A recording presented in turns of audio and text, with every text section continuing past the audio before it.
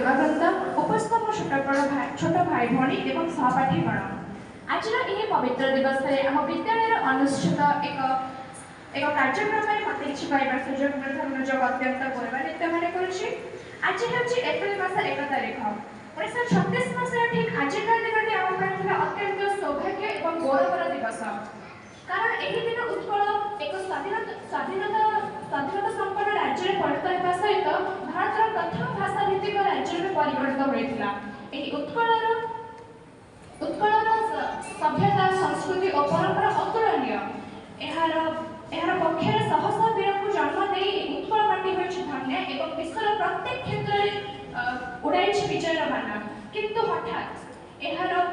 एही उत्कल माटी उपरे घोटी आसिथिला तोड़ीर कला बादल। दुर्भाग्यवशतः 1568 मसीह आम उत्कल शेष राजा मुकुंद देवंकर एक युद्ध में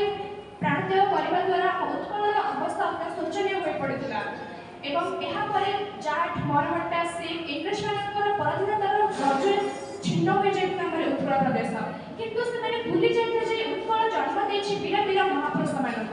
जो वीर महापुरुष मान द्वारा आम उत्कल माटी स्वाधीनतार शीर्ष आज पहुंची पार्टी से अन्यतम थे आमर उत्कल गौरव मधुसूदन दास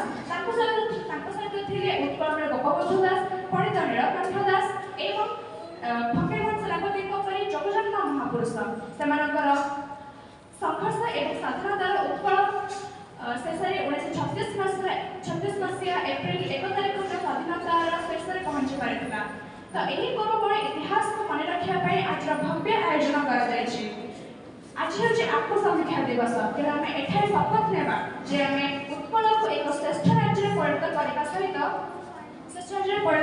सहित आम मातृभूमि को भल पाइबा मुझे वक्तव्य धन्यवाद।